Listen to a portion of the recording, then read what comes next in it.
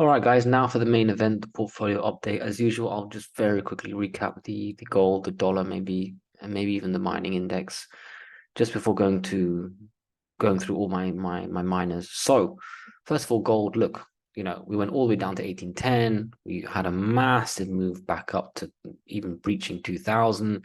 Now we've retraced back to the support, right? Prior resistance equals support. Yes, we dipped a little lower, but a nice healthy surge after that proved that it really was a dip to the first support zone. We didn't even reach the second one, which was the descending.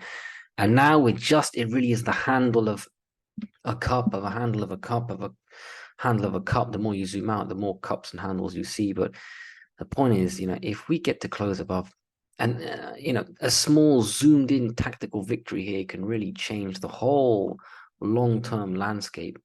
I mean, going back, here's a cup, this is a hand, this big thing here is a handle, and then here's another sort of cup and handle. That's what I mean. But if we zoom in here, if we get to close above 2010, that means we go to 2050. It also means any dip could find support at 2000. 2000 could finally be support rather than just some interim resistance that we reach above. So I really think the next couple of days, weeks, 1 or 2 months could just be so earth-shattering for the metal sector, and silver will just outperform gold. It's something I think everyone kind of believes that, once it's confirmed that gold is going to test the 2080 high, which is the high, right? This is the only level. And once we cross into the 2100 zone, that confirms that it's a real breakout, new all-time historic highs. And a drop from there should find support at 2000 and no longer below 2000 where we dip into the 18, 16, 1500s. Like that period will be over. So anyway, look, we closed Friday, low of day. It wasn't the best, but it's also the 2000 resistance. Let's see. I think we're going to go sideways. I think we could even dip below Friday's low of day, but then have a nice rally. And, it ends up being a bit of a doji sideways day. And then it's all about the days that follow where we start to curl and go back up and do we close above 2000? So next week looks good, I think. Maybe not Monday just because of Friday's close, but we still close where it was basically an unchanged day. We closed where we opened, so it wasn't even red. Silver, same thing. Silver also, the candle doesn't look great, but we closed where we opened. Yes, it's red, but we closed where we opened. And actually another positive side is that we closed above this resistance, this sort of 23.6-ish resistance. So is this now support, So do we have a sideways day where we, on Monday, Tuesday, where we just open, go a bit lower, sideways, and then close the week, end the week? That's the most important thing, the sort of weekly candle going up, venturing towards the 24, maybe even 25 zone. And I think a lot of that depends on the actual dollar. So really quickly on the dollar, the DXY, here we had a bit of a double top at 107. It wasn't obvious at the time, but then for me, when we were down here, I thought, I think we're going to go back down to 104.5, and we actually undershot that, overshot that on the downside. It was also nice when we flushed it down here to see, because when it started to resume, people thought maybe it's just the dollar going back up to 107, back to the highs of 107, but actually it wasn't obvious, but we were retesting price support and it acted as resistance. And then this big flush down here where the rate increase was sort of consensus that it was over, no more rate increases. That was like a 1.5% down day in the DXY. And more importantly, following that, 2-3 days later, we have a close at low of day. That was Friday. That was the last trading day. So DXY looks bearish, clearly. So for me, the next support is down here, 103. If we can get there, we should bounce a little bit. But I'll tell you what, if we start to, not really bounce much from 103 and go lower, we're talking about going all the way back down to 100s. And then, because the retracement is so large, the bounce, I wouldn't believe in a strong bounce on the DXY. I would think we're going to make new lows. So, and obviously this would coincide with news and what the Fed says. But if there's any insinuation of a rate cut or anything like that, I think there are massive problems for the economy. Inflation is going to pick up. Remember, the inflation was helped by a high dollar. Here, as the dollar goes down, inflation becomes more pronounced. And then what does the Fed do? Are we just going to go around in circles and inflation's high, we're going to rate increase again? The point is, short term, DXY is going to go lower. I think long-term gold is just invincible. Really, the more I think about it, all possible scenarios, you're so good in gold. Yes, the miners are extra risky, but I'm always favoring the seniors, so I don't even see that much risk at all. So, saying that, let's actually check the miners. Just before looking at the actual individual miners, really quickly the GDX. I'll look at the GDX rather than GDXJ, although they have almost identical chart patterns. So I'll just do the GDX. You know, it's not like we're all the way up here. Definitely underperforming the metals. Silver's been has been outperforming gold recently, which is finally good to see. But we're in the middle of a sort of channel, you know, very roughly 7 on the downside for GDX, 30 on the upside. And here we are right in the middle, to, you know, kind of 28.5-ish. We just need to close above 30 to go up. On the way down, I see 27 as support. And then if we keep flushing, then just below 26. I don't see us flushing. I think the GDX, the dollar's going to go lower. So that should help us. We just need to close above 30. So now that we know that sort of background, let's look at Newmont. So my heaviest holding still. Yeah, you know, because of what happened on Friday, you can understand a bit of a red day. Nothing crazy, 0.5%. I see this sort of descending resistance to break out of first. After we take this out, if we can close above this, next resistance is 39, and after that, it's 41. I don't see 40 as resistance at all. If we go back down, what a buy. I'm not going to add because I've bought this zone. I own a lot, but if I don't hold a position, I definitely would start it. 34 on the way down. So very simple, 34 on the way down. The descending on the way up, and then on again further up is the sort of 39.3 and then 41. And if we go any higher, yes, we come across this 44 zone, which also coincides with the descending. So lots of little mini resistance to take out. Everything depends on gold, silver, the miners, and the dollar.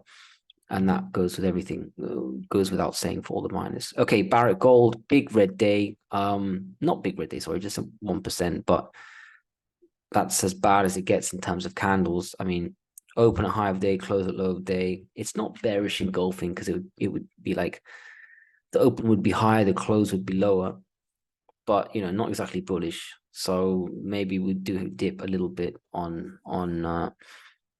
Monday and see if we can resume. For me, the real resistance is 17. I'm not going to say it's 17 point something. It's really 17. Let's close above 17 and see if we can keep going up.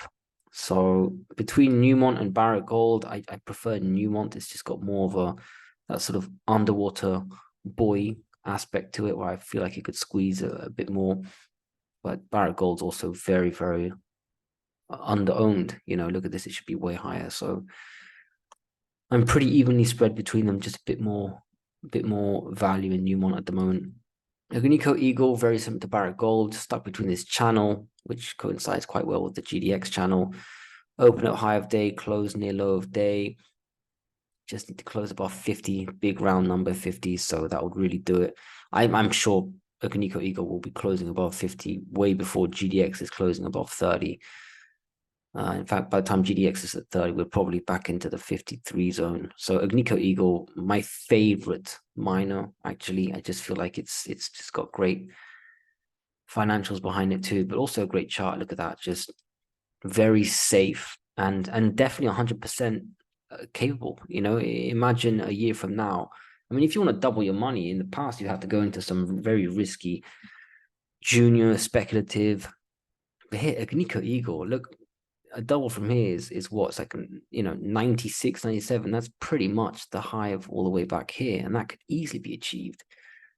So, I mean, very nice place to park your money, Agnico-Eagle. So on the way down, we've got this initial support. I don't really need to reiterate what I've said before. The support zones haven't changed. 45 is a nice round number. It's not clear support. It's just because of this level down here. This might not actually act as support if we were to start flushing aggressively this 47 zone. It may go all the way down to here, but anyway, it's a big ask. I don't really see how miners can go down too much unless the markets crumble and take the miners with them, which is irrational, but something you can take advantage of. Pan American Silver, nice descending trend line to take out there. For me, resistance is perfect. It's the old high from all the way over here. call it 15.5. And by the time we get there, we're pretty much guaranteed to be breaking out of this descending. So I will add that. I don't think that that's too clear. That should be something, oops, something I have on my chart so that when I go to it very quickly during trading, I don't have to rediscover it. So this is the first trend line, and again, should coincide with descending. After that, this horizontal here, nice previous high, also the gap zone. So definitely, and it's a nice round number 16. And then after that, just on the 17. On the way down, this low down here, I mean, we saw it visit that low recently. That was after, was it bad earnings?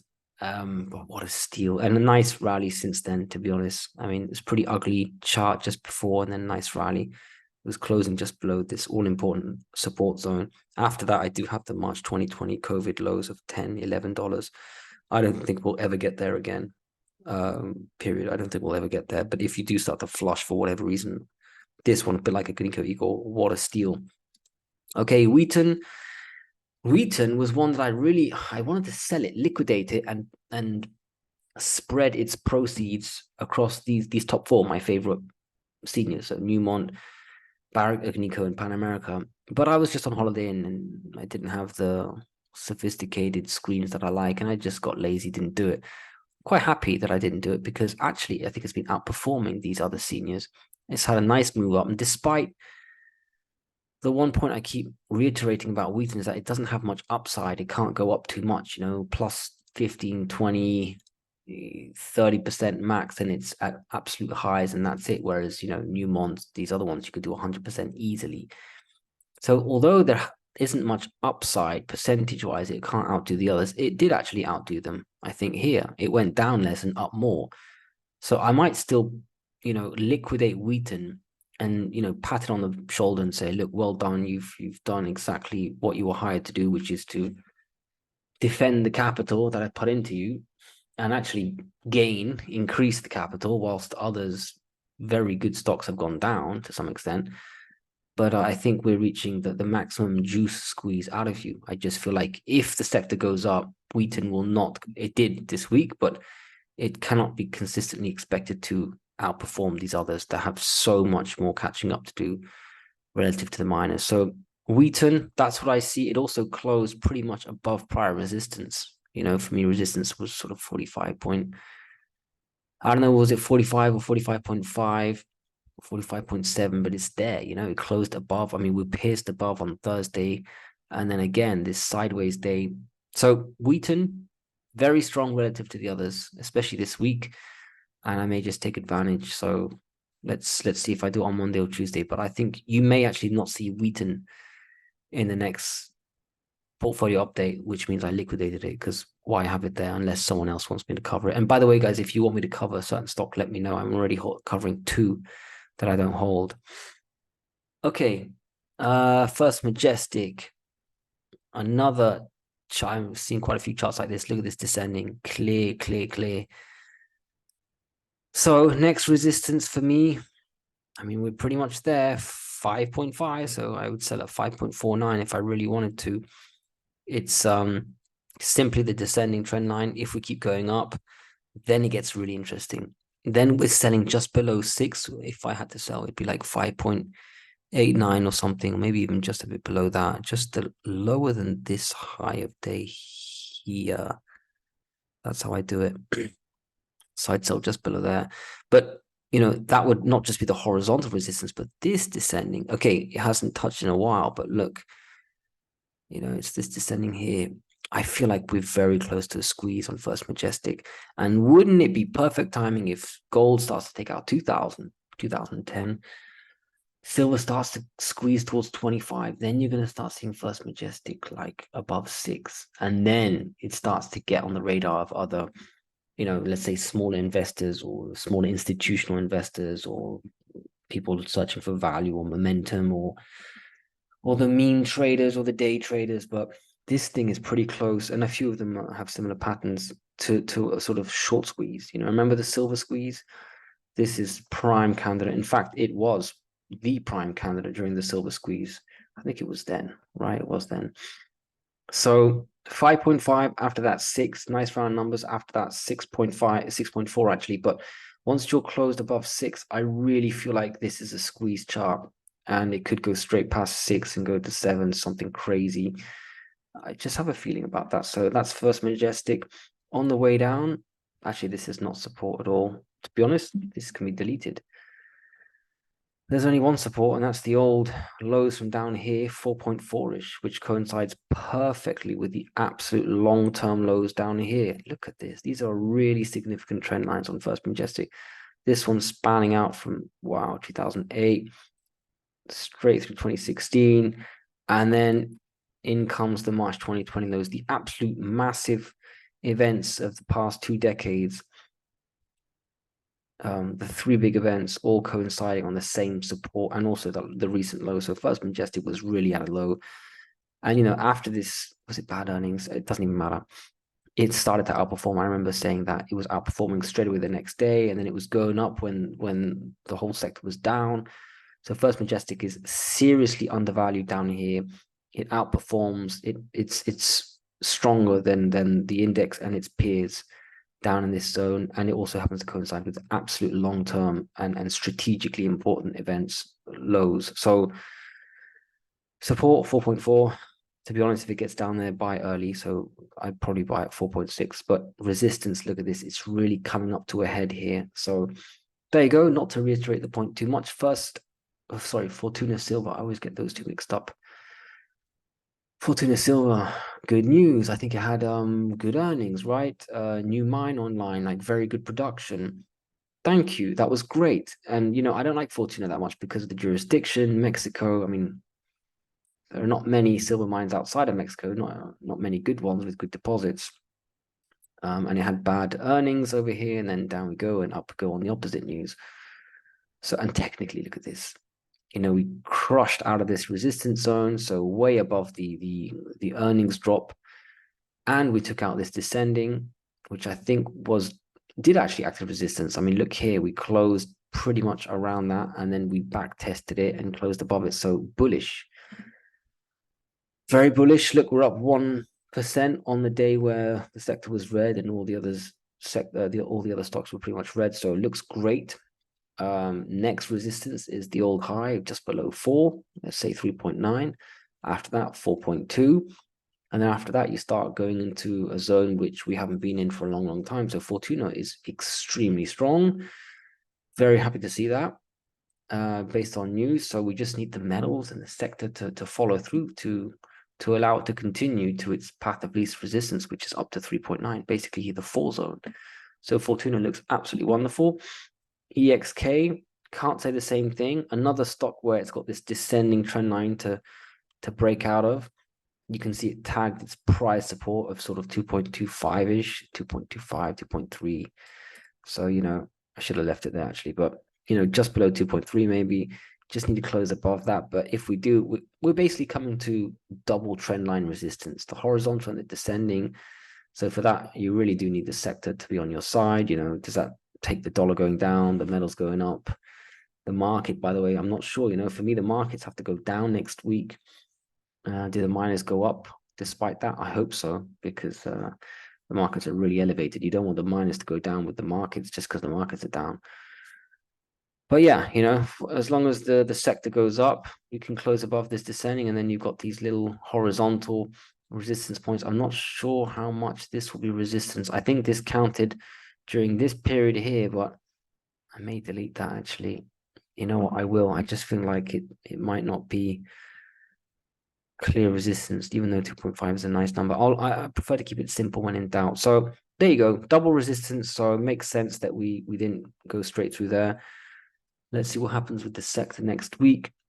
All right, next one is CDE, Coeur d'Alene. I've always had a soft spot for this. Look at this beauty. Oh, absolute beauty. I mean, look at this. It was outperforming down here. Makes sense. It's the March 2020 low. It's a serious support zone. It bounced off it very nicely, went all the way up when the sector rallied, came all the way back down, looked really ugly over here, and then bam, thanks for stopping out a couple strict technical traders. I don't do stop losses. I do mental stop losses. I learned the hard way over many years. And look at that, next day, bam, up it goes straight back to the zone, the prior zone of resistance, which acted as support, which, by the way, we went straight through. Look at this nice hammer. It was a green day on Friday, again, outperforming a bit like Fortuna. For me, CDE is just so good. When things are going well, CDE, I know it's not the best mine. It's got, they dilute, they all in sustaining costs. I don't know all the details by heart. I know it's not the best one. But my God, one thing I do know is when silver goes up, this one is always the top of the list or top 5 of the list in terms of percentage moves. You've got your CDEs, your Heclas. I'm talking about the medium tier ones. You can find junior penny micro caps that are up 40% for no reason, randomly. But this one of the medium tiers, I absolutely love it. And I really do think that silver is going to run. And if it does, CD is just going to storm its way up. So support is the absolute low to $2. Nice big psychological number. This, yeah, I do feel like this is a zone, but I don't think it will count on the way back down. If we start to flush, we'll be below it in 1 or 2 days, but I'll leave it there anyway. But anyway, on the way up, resistance 2.8. Let's close above 2.8. We'll go straight to 3.3. I know we will. But we really need silver to squeeze. I mean, I really want silver to squeeze now, and it can happen any day. So, but there you go. 2.8. Let's look at Discovery Silver, which reminds me a bit. Oh, and by the way, Discovery Silver, I added 2 down here because when the sector started to move, I saw a lot of stocks up 4, 5, 6, 8%, and Discovery was up 1, and it was at the absolute lows. It was down here. I've forgotten where it was. I forgot where I bought it, 42 or something. It was down here. I bought it because it was just obvious the sector had caught a massive bid, and Discovery it was delayed. I bought it, and then honestly, we started to squeeze after that. That was before this day, this huge day. That was the next day actually. So I think it was down here. It was a small buy because I've been buying Discovery on the way down, and I stopped after a while. And I'd already bought this zone once or something, or maybe I bought this zone. It was still worth too much. Point is, I bought it, and the next day it was up 15%. And look at this nice close. I didn't even know it had a 5% day. Is that true? 5% day on Friday. Wow. I think my first sell is at 53, even though I think this is going all the way up and I shouldn't be selling here. I don't like to do flips. It's just, this was such a good buy. And this is such an obvious sell. I mean, look, support, resistance already tested here. So I just want to sell what I bought there and then just hold what I already held because it's worth a bit too much. Discovery scares me. Even though I think it's really going up, I'm just going to break my recent rule of not flipping. I'm just going to flip it there. It's like 20% in like 3 days or something. But yeah, got this long descending, and look how many times we've hit it. Very credible, very easy to see. So I'll sell there, and if we go up, honestly, 60 is a big round number, and it also happens to be pretty much where we will be once we hit the descending again. So I may just trim 60 after that. I don't know. I don't even know if I've removed my sell of 70 cents or 68 cents, because I think if we close above this descending, it's squeezing, and it's probably happening because the silver price is starting to go up. Gold's above 2,000. So this is another prime squeeze candidate. For me, it's Discovery, it's CDE, and First Majestic. Those 3, I mean, they're all going to have plus 11% days on any decent day, but these guys are capable of a plus 20%, plus 40% if something just crazy happens. So, but Discovery finally is starting to wake up. That's very nice to see. Okay, that's the silver boys done. Let's look at some other ones. Aris Mining looks good. Higher lows constantly outperforming the others for months. Just got to clear this 2.75, between 2.7 and 2.8. Just got to close above 2.8. Be like CDE. Close above 2.8, and then we run right past 3, and then we'll see. But this one's had great news. It's a great stock, great company rather. So I already have more than I should in this, so I'm not trading it. Support on the way down. Honestly, I wouldn't buy it unless it goes to low 2s. I'm talking about 210 or something. Depends on why it's going down. If it's the whole sector, I'll buy it because it belongs so much higher. It's just down because of the sector. But suppose there's quite a few that are in that same category. So if it just flushes for whatever reason, sector reason, then I'll buy it, but only in the low twos because of how much I already hold, and that's it. But otherwise, 2.8 on the way up, 2 and 2.8. Mag Silver, where are you? This is one that had good news a while ago, but honestly, it should have pumped up more, and it keeps hitting this descending resistance. And I refuse to sell here because generally my rule is that I want to hold a bit longer now, which is not the case with Discovery. But you know, here again, I wish I'd sold the recent high resistance, because look at this big drop here. But still, this is small stuff. You know, in 3 months from now, I really think we're all the way up in the 13. So why sell at 10.50 or even below 11? I think we're just going to close above this descending, and a lot of stocks, gold stocks, silver stocks especially, have this descending resistance. So they're probably all going to close above it on the same week or same day even. And then, yeah, squeeze to 13.5 is really the first resistance I see. Unless this descending comes first, it probably does actually. So 13.5, if we do squeeze, it's probably 13 where we meet the resistance. But, you know, it should have already done more. It should have outperformed. It should have at least closed above this descending by now. But again, quite a few of them are quite weak when they shouldn't be. So there's Mag Silver just holding sideways down until it doesn't. Gogold, GLGDF. Okay, that one's good. That's a nice move up. Just a little leveling off. Probably more sideways action on Monday, Tuesday. Just need to close above the descending. Same story. And actually close above 1. Then you close above the horizontal and a big psychological number. So for me, there's 3 resistance lines, if I can call it that: the descending, the horizontal, and the psychological number. So let's see if we can close above 1. Otherwise, the recent low would be support. So let's call it 77-ish. Below that is, yes, from a long time ago, resistance should act as support. So yeah, let's see. Close above 1, please. Next one, K92. A bit like Gogold, actually. Yeah, you can see the recent pops all the way up here to this resistance level. Again, acted as resistance. So really, let's close above 5.5. Close above 5.5, and we can run to 6. Once we take out 6.5, I would say 6.6, but yeah, no, 6.6.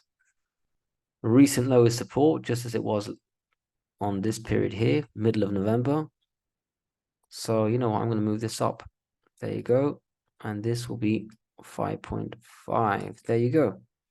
Readjusted. That's K92's levels. And finally, Metalla royalty. This one's underperformed. I thought finally we're awake here on this pump, and then down we went, and then boom, new low. Next day was good. That was really good to see, back in the 2.8s. But again, look, you know, close at low 2.7s, whilst everyone else has had a nice pump that they've held. Metalla royalty is just underperforming, and I know it can just reverse and you know, a bit like it did here, and then all of a sudden it looks good, but we really need to. And I thought, you know, it closed above 3 also, so quite shocking that we didn't continue there. But soon we're going to get to this descending. You know, even if we go sideways, go up, back down, disappoint, we're going to hit this descending, and when we close above it, we're going to have a big run back to 4. Metalla royalty, you know, I don't know too much about it, but I know a lot of big names love it, and that's all it takes to interest me. The rest is just technicals. I think you're a pretty good entry point. I'm, you know, just entered it really with one decent tranche, but I could double my position and still not even have as much as I do in the seniors. So small position, relatively speaking, but bad close. But I just feel like it's acting a bit illiquid. You know, look at these candles. They're not to be trusted too much. So let's see. I still think it could easily be in the mid 3s and even 4. So I'm not worried about it. I'm just a bit disappointed. Okay, now I cover the 2 for my subscribers. So Eldorado doing well. I thought that it would underperform because it should have been a bit exhausted, and it did for a few days. But now that I look at it, it's right back up into the 11s. The Friday candle wasn't that bad at all. In fact, it was unchanged pretty much. Actually, it was green, wasn't it? Because it closed higher than the Thursday close. So looks good. Close above 11.4, especially 11.5. And you could be testing this. But yeah, the same point I made from before, it's got quite a few resistance zones.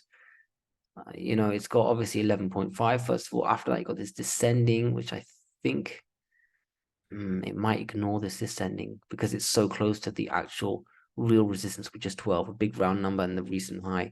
So this descending, it might not count. Because you could easily just draw this one, couldn't you? And it's taken that one out. Or maybe that's the one. That's the one. Why do it from there? The absolute peak through here, and it coincides perfectly. 11.5 should be resistance, but we're so close. If we have a big up day in this sector, it closes above 11.5, you go straight to 12. And if you zoom out even more, you realize it's got so much more to do. I think you're okay holding Eldorado.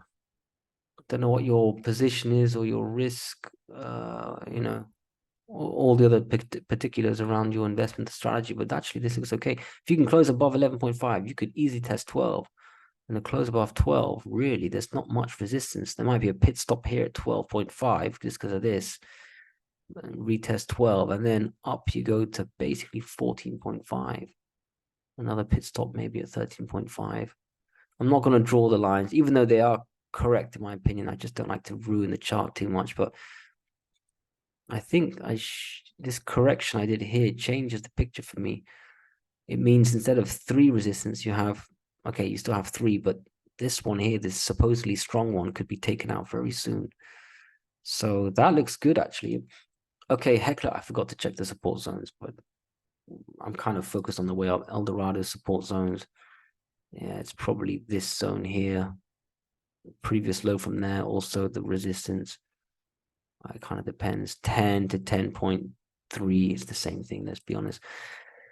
Hecla, look at this strong little candle here, rally off the lows, and then we bounce. Look at that close on Friday. Wow, another good, strong silver outperforming, just like Fortuna, like CDE, like Discovery, and the Hecla is like those. Yeah, it's one of the top 5 to 10 when it comes to big days. Hecla, you can always count on that.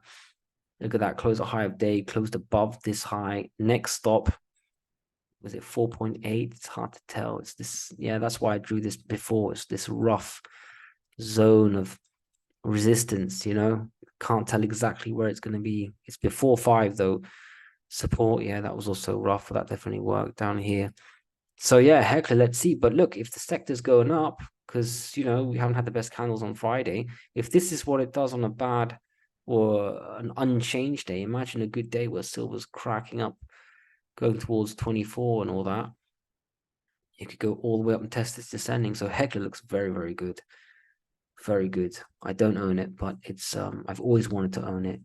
I just felt like other companies were cheaper, relatively speaking, and in the end, Hecla is one of the best ones, and I don't own it. So, but I will follow it.